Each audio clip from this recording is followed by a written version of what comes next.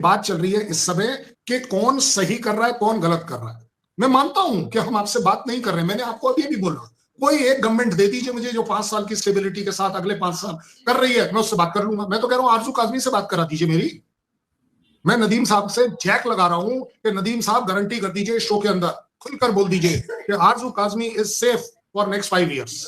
उसके चैनल को कोई नहीं रोकेगा, उसके कोई अकाउंट को टच नहीं करेगा।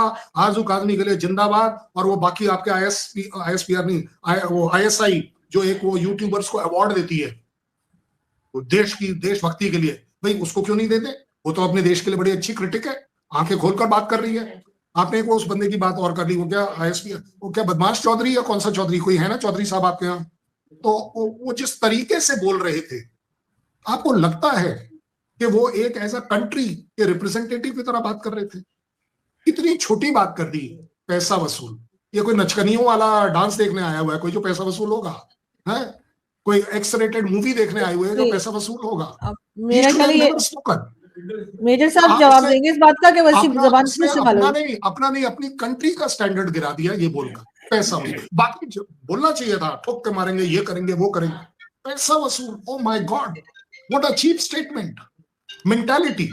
जी मेजर साहब, ये बहरहाल ये अल्फाज तो यकीनन ये वर्ड्स यूज नहीं होने चाहिए थे। एक डिसेंट तरीके से प्रेस कॉन्फ्रेंस होनी चाहिए थी। अब तो प्रेस कॉन्फ्रेंस ही नहीं होनी चाहिए थी। मुझे तो ये लगता है कि पॉलिटिकल प्रेस कॉन्फ्रेंस आखिर फौज क्यों कर रही है? जी देखिए हर डिपार्टमेंट में जो मुल्क का होता है उसने अपना एक पॉइंट ऑफ व्यू देना होता है। हमारा जो डिफेंस का डिपार्टमेंट है उसने भी अपना पॉइंट ऑफ व्यू देना है। बार बार इंडियन जब जिग्विस्टिक स्टेटमेंट्स आती हैं, थ्रेटनिंग स्टेटमेंट्स आती हैं इंडिया की तरफ से, तो उसके ऊपर हमें उसको रिप्लाई करना होता है, हमें रिस्पॉन्ड करना होता है। आईएसपीआर का यही काम है। फिर जिस तरह कर्नल साहब ने डीजी के बारे में इस तरह से गलत अल्फाज इस्तेमाल किए, मैं समझता हूँ कि इनको भी ऐसे अल्फाज इस्तेमाल नहीं करने चाहिए, क्योंकि वो हमारे मुल्क के डीजी आईएसपीआर हैं। ठीक है, फिर उनका एक लेवल है, यहाँ तक पहुंचना कोई आसान बात नहीं है कि लेफ्टिनेंट जनरल, ये खुद भी जानते हैं, लेफ्टिनेंट जनरल के लेवल पर पहुंचना। अपने देश की आर्मी के ऊपर फख्र करो, आप अपनी देश की आर्मी पर फख्र करो। I wanted you to do that. मैंने वो वर्ड इसीलिए इस्तेमाल किया क्योंकि अगर आईएसपीआर चीफ यही तरह की लैंग्वेज समझता है तो बात तो उसी में करनी पड़ेगी। और आई एम वेरी हैप्पी कि यू आर एटलीस्ट पैट्रियट कि अपने देश के बारे में, अपने देश के जनरल के बारे में आप सुनने को तैयार नहीं हो। I appreciate that. Thank you. दूसरी बात ये कि देखिए इनकी तरफ से भी जो स्टेटमेंट आई है वो कोई बड़ी लविंग स्टेटमेंट्स तो कभी नहीं है। अजीत देव साहब जिस तरह बात करते हैं, आरएसएस वाले जिस तरह बात करते हैं, और खगरे साहब पिछले जमाने में होते थे तो विकेट उखाड़ देते थे, जाके पीछे उखाड़ देते थे। ठीक है, अभी पाकिस्तानी टीम मैच खेल रही है तो पूरी बोतलें स्टेडियम में आ जाती थी। अभी बांग्लादेश वाले इसलिए नहीं जा रहे, ऐसा नहीं है, वहां पे भी इसी तरह का है। और बल्कि वहां पे ज्यादा इस वक्त मैं समझता हूँ कि रिलीजियस एक्सट्रीमिज्म इस वक्त जो हर मस्जिद के ऊपर, अभी कल भी एक मस्जिद के पास फोड़ मचाई हुई थी। हर रोज एक मस्जिद गिराने के चक्कर में होते हैं। हर रोज कहते हैं जी इस मस्जिद के नीचे राम मंदिर निकल आया, कोई मूर्ति निकल आई है, ताजमहल के भी पीछे पड़ गए। हर रोज कोई एक गली का नाम चेंज कर देते हैं, इलाके का नाम चेंज कर देते हैं, अहमदाबाद का नाम चेंज। पाकिस्तान का इससे क्या फर्क? पाकिस्तान का इससे क्या फर्क? देखिए पाकिस्तान का इससे क्या फर्क? पाकिस्तान का इसके अंदर क्या हिस्सा? इंडिया को एक सेकुलर कंट्री समझता था और इंडिया का यही पोस्चर है कि हम एक सेकुलर कंट्री, लेकिन it is no more a secular country. यही मैं बताना चाह रहा हूँ। अब जब ये एक्सट्रीमिज्म आपके पास आ गया तो उस एक्सट्रीमिज्म का इजहार आप अपने मिलिट्री मसजिद से भी कर रहे हैं और इसीलिए सारे नेबर ट्रैटर करने की कोशिश कर रहे हैं। आप अगर जिस दिन भी इस पोस्चर को खत्म करके रिस्पेक्ट के पोस्चर पर आ जाएं कि टेरिटोरियल इंटेग्रिटी, सोवरेनिटी, नेबर्स की आप रिस्पेक्ट करने लगे। आपके देखिए जयशंकर साहब ने अभी एक बहुत अच्छा उन्होंने एक एक्ट किया बांग्लादेश के अंदर। He himself came and shook hand with our speaker, and वो आप देखें कि उसकी कितनी पसीराई हुई पाकिस्तान में। हम जैसे लोगों को भी मौका मिला कि जनाब अमन को चांस दिया जाए। लेकिन दोनों मुल्कों में इस तरह के लोग थोड़ा कम ज्यादा हो सकते हैं। जैसे मैंने कहा कि वहाँ एक्सट्रीमिज्म में हमारे यहाँ इतना नहीं है। बाकी बात करना, हमारा प्राइम मिनिस्टर मौजूद है, हमारे यहाँ गवर्नमेंट मौजूद है, आप जब भी बात करना चाहें बात कर सकते हैं। देखिए पॉलिसियां हमारी सस्टेन होती है गवर्नमेंट आ जाए। ठीक है, उस गवर्नमेंट का नाम तो बताओ सर। नदीम भाई उस गवर्नमेंट का नाम तो बताओ, उस गवर्नमेंट का नाम। अब अगर आप उसको देखिए ये तो एक फिर आप उसमें जा रहे हैं इमेच्योरिटी वाली चीजों में। हम बात कर रहे हैं मेच्योरिटी के साथ कि जनाब अच्छा चलो सिक्योरिटी, चलो done, government to government, military to military बात कर लें आप मिलिट्री टू मिलिट्री बात करते हैं, चलो डन, ठीक है। और इस चीज को हमेशा के लिए खत्म किया जा सकता है। उसकी वजह यह कि देखिए दोनों को अभी एक एहसास हो चुका है कि दोनों जो है are not peanuts for each other, right. Previously India used to think कि जनाब हम अखंड भारत का उनको जिस तरह से वो लोकसभा में भी उन्होंने नक्शा लगाया हुआ है, तो दे हैड अ प्लान कि जी हम ये सारा इलाका ले लेंगे। और अभी पता नहीं कहाँ तक हिस्ट्री को ये खोद रहे हैं कि जी यहाँ पे फला नहीं आए थे, यहाँ पे तो बस अशोक ही पैदा हुआ था शुरू से, उसी ने सब कुछ किया था, कोई मुगल बादशाह नहीं आए। जो मुगल बादशाह भी थे वो सारे करप्ट थे और उन्होंने जनाब हिंदुओं के साथ बहुत बुरा सलूक किया। आप देखिए कि अगर यही लोग इस तरह के हुक्मरान होते तो आप आज वहां पे एक भी हिंदू नहीं होता, क्योंकि उनके हाथ में तलवार। लेकिन मेजर साहब, सॉरी आपकी बात काटी, लेकिन मेजर साहब भारत में तो बात की जा रही है ना, कहा जा रहा है कि इधर मंदिर था। एक एग्जांपल दे रही हूँ, वो कहते हैं इधर मंदिर था तो डिमोलिश करके वहां पे कहते हैं अगर मस्जिद हो या कुछ भी। सर हमारे तो बगैर किसी वजह के मंदिर गिरा दिए जाते हैं, हम तो बगैर किसी रीजन के डिमोलिश करे चले जा रहे हैं। सिंध में बहुत बहुत मंदिर हमने तोड़ दिए। एक काम कीजिए सर एक काम कीजिए, सबसे पहले आरजू काज़मी जी फोन उठाइए, गूगल कर देखिए 1947 में आपके पास कितने हिंदू थे, कर लीजिए गूगल, आपकी पॉपुलेशन की क्या परसेंटेज हिंदू थी और आज क्या है। पहली बात उसके कंपैरिजन में, क्योंकि उन्होंने मुस्लिम्स के लिए बात करी है, आप मेरे यहां भी यही काम करिए कि मेरे पास 1947 में कितनी परसेंट मुस्लिम थी और आज कितनी है। जिसकी बड़ी है वो सेकुलर है, जिसकी घटी है वो अत्याचारी है, मुझे बोलने की जरूरत नहीं है। उससे भी बड़ी बात, अगर एक मस्जिद गलती से किसी भी तरह से गलत तरीके से अगर गिराई गई है, मैं इसको भी मानने के लिए तैयार हो जा रहा हूं कि अगर गलत तरीके से गिराई गई है, मेरी कंट्री, मेरी मर्जी, मेरे मुसलमान, पाकिस्तान का क्या लेना देना? पाकिस्तान का क्या लेना देना? भाई आपको हमारे ओवैसी ने बताया ना आपकी कंट्री में आके कि कृपया कर हमें वक्त दीजिए, हमें आपकी बिल्कुल जरूरत नहीं है, हम आपसे 100 गुना ज्यादा खुश हैं भारत में, वो हमारा देश है, जो हमारा देश है उसमें आपका। और सबसे बड़ी बात, ये सारी बातें हम क्यों कर रहे हैं? बात तो वेनेजुएला की चल रही थी, बात स्ट्राइक पर चल रही थी कि हाँ भाई वो क्या स्ट्राइक ठीक है या नहीं है। बात आपने बोला ना कि कर्नल साहब को इस तरह के गलत अल्फाज नहीं करने चाहिए, बदमाश चौधरी जो मैंने बोला, मैंने जानबूझ के बोला so that it must trigger, आपको थोड़ा सा ट्रिक करे। भाई आपने मेरे प्राइम मिनिस्टर को गैंगस्टर के साथ जोड़ दिया तो आपने वाहवाही लूट ली, और मैंने आपको किसी की लैंग्वेज का एग्जाम्पल नहीं, स्पेसिफिक कोट कर दिया कि उसने बोला पैसा वसूल। आप सोच लीजिए, मुजरों में होता है पैसा वसूल, I hope you know that, किस एरिया में होता है, I hope you know that.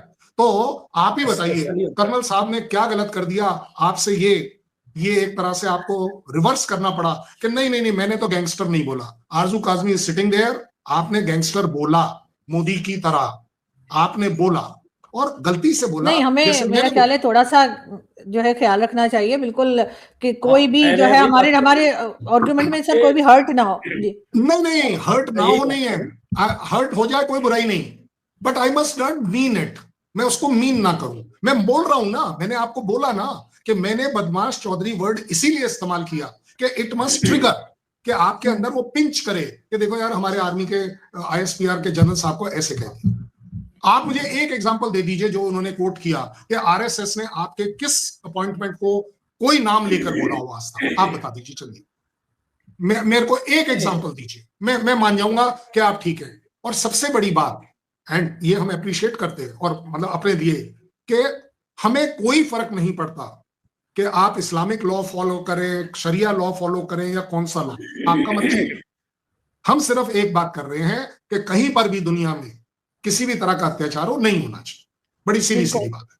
और अगर आप उसको आर्टिकल 370 पर ले जाओ, पता नहीं ऑफर पर ले जाओ, मीडिएटर पर ले जाओ, किसको बनाओगे मीडिएटर? है कोई ऐसा मीडिएटर आपके नजर में जो मीडिएट कर पाएगा? और अगर आज आपके शो पर लाइव किसी ने बोला है मीडिएटर होना चाहिए, तो शिमला एग्रीमेंट क्यों करते हैं आप? आपके प्राइम मिनिस्टर साइन क्यों करते हैं शिमला एग्रीमेंट कि ये हमारा बायलैटरल मामला है? मीडिएटर की बात कहां से आ गई, आप बता दीजिए मुझे। आप तो वो वाली जाबाज फौज हो जिसने हमें झुका दिया, हम झुक गए भाई।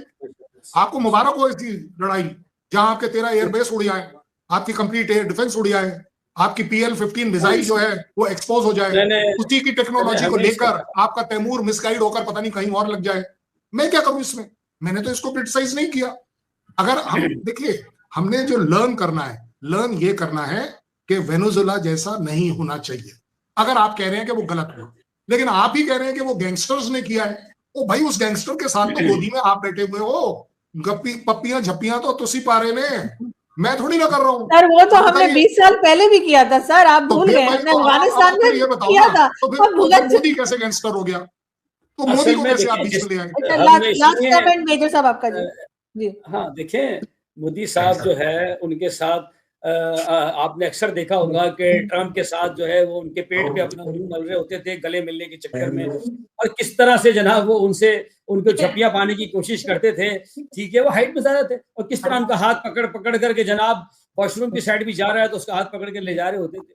अब आप देख लीजिए कि वो अगर वो नाराज़ हो गया और उसने यही कहा, अब वो कह रहे हैं कि ये जनाब कैन आई सी यू? अब इस लेवल के ऊपर आप जा चुके हैं, डिप्लोमेटिकली आइसोलेट हो चुके हैं। और कहने का मकसद ये कि देखें अब एक पॉइंट पर आ जाएं, इन सब चीजों को छोड़ें, ब्लेम गेम। बात है कंसंट्रेटेड, जो एक उसको फोकस करना चाहिए, वो है अवाम की, दोनों मुल्कों के अवाम में ऐसा कोई जज्बा मैंने पाकिस्तान में नहीं देखा।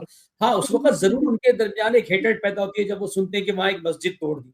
जाहिर है हम मुसलमान हैं तो हमारे किसी भी दुनिया में कहीं मस्जिद तोड़े, इसी तरह आप लोगों में भी अगर कोई मंदिर टूटे तो आपके जहन में आपके लोग, अदरवाइज कोई ऐसी बात नहीं है, ठीक है। और जब वहां पे इस तरह की एक्सट्रीमिस्ट किस्म की जो तंजीमें हैं जो मुसलमानों को मारती हैं, तंग करती हैं, तो हमें उसका इन चीजों को अगर हम खत्म कर लें तो हम मिलें और बैठे और ये खत्म करें कि जी कौन सी गवर्नमेंट, कौन से लोग, एक दफा where there is a will there is a way. तो अगर हम इसको डिसाइड कर लें तो मैं समझता हूं कि बहुत जल्द पाकिस्तान इंडिया में अमल हो सकता है। उसकी वजह ये कि अब जंग नहीं हो सकती। देखिए आप भी छोटे मोटे एक्सट्रीमिस्ट तो आप कर सकते हैं, इस तरह की हरकतें कर सकते हैं जो आपने की, जंग नहीं हो सकती। It is not at all possible. आपने खुद कह दिया कि अच्छा जी हम जो है ना कन्वेंशनल नहीं लड़ सकते, तो हमने यही पॉलिसी है, ये व्हाटएवर इट इज, आपको वो तो उसके तो इंडिकेटर्स अलग हैं कि अगर had we been so weak तो you would have taken our Kashmir, right. इतना कोई मुश्किल नहीं था आपके लिए, लेकिन अल्हम्दुलिल्लाह हम इस वक्त कोई पीनट नहीं है, हम जवाब देने की पोजीशन में, you cannot take a single inch. तो बेहतर ये खत्म करें इसको।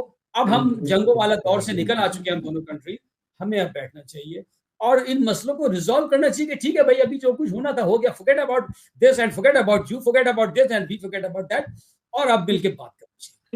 बिल्कुल सर, बातचीत होनी चाहिए और सबके साथ बैठकर होनी चाहिए। यकीनन इसके लिए आपको अफगानिस्तान के साथ भी बैठना पड़ेगा, इसके लिए आपको बलूचिस्तान के साथ भी बैठना पड़ेगा और हिंदुस्तान के साथ भी बैठना पड़ेगा। तो उसके बाद क्या होगा मैं यहाँ पे कहना नहीं चाहती, लेकिन जो होगा वो यकीनन ऐसा नहीं होगा जो यहाँ के लोगों को, जो खासतौर पे जो पंजाब के लोग हैं उनको अच्छा लगे।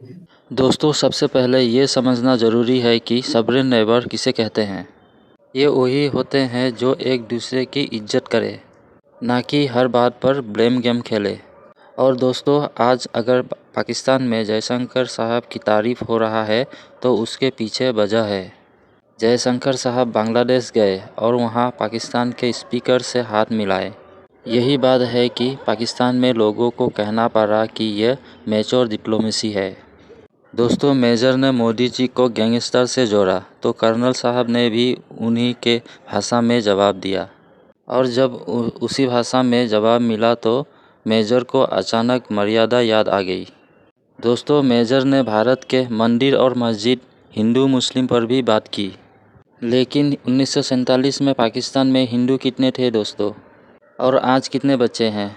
और दोस्तों भारत का आंकड़ा देखें तो 1947 में मुसलमान कितने थे और आज कितने हैं? जिस देश में अल्पसंख्यक बढ़े वो सुरक्षित देश होता है, और जिस देश में अल्पसंख्यक घटे वहाँ सवाल उठते हैं। और दोस्तों अगर भारत में कहीं कोई ढांचा गिरा तो भारत का कानून उस पर फैसला करेगा, ना कि पाकिस्तान का इसमें कोई लेना देना नहीं। दोस्तों मेजर ने मीडिएटर की भी बात कही। अगर मीडिएटर चाहिए तो पाकिस्तान ने शिमला एग्रीमेंट क्यों साइन किया था? उसमें साफ लिखा है कि यह बायलैटरल मामला है, तो तीसरे की बात कहां से आ गई? तो दोस्तों आपकी क्या राय है कमेंट कर ज़रूर बताइए और वीडियो को लाइक करना ना भूलें।